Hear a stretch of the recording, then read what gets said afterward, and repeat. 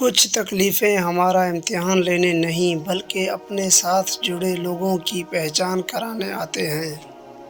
دو چیزیں اپنے اندر پیدا کر لو، چپ رہنا اور معاف کرنا، کیونکہ چپ رہنے سے بڑا کوئی جواب نہیں اور معاف کر دینے سے بڑا کوئی انتقام نہیں۔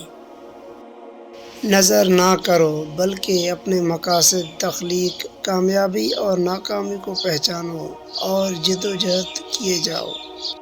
بات علم سے کرو، طاقت کا سہارا نہ لو، طاقت کتنی بھی بڑی کیوں نہ ہو، علم کے آگے چھوٹی ہو جاتی ہے۔ جب کوئی شخص خود اپنی تعریف کرے تو اس کا وقار ختم ہو جاتا ہے۔ آج کا انسان اپنی روزی کی فکر میں رزق تلاش کر رہا ہے اور اپنے رازق کو بھول بیٹھا ہے جو اسے رزق دیتا ہے۔ انسان کو ہمیشہ یاد رکھنا چاہیے کہ نیک عمل کبھی ضائع نہیں ہوتا۔ میں سچ کہتا ہوں، آپ کا دشمن بھی آپ کا دوست ہے۔ اس کی موجودگی آپ کی زندگی کو بھرپور اور امیر بناتا ہے۔ زندگی موت کی ابتدا ہے اور موت زندگی کا آغاز ہے۔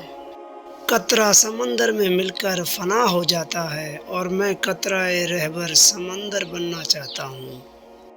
آدمی کی موت روح کی جدائی سے نہیں بلکہ ایمان کی کمی اور یقین کی محرومی سے ہوتی ہے۔ وہ بندہ کبھی ذلیل نہیں ہو سکتا جس میں یہ ایک خوبی ہو کہ وہ عاشق رسول ہو۔ عاشق رسول دین بھی ہے اور دنیا بھی، اس کے بغیر انسان نہ دین کا رہتا ہے نہ دنیا کا۔ مسلمان کی حقیقی احساس توحید اور ختم نبوت کے عقیدے پر ہے۔ اگر آدمی بننا چاہتے ہو تو بنی آدم کا احترام کرو۔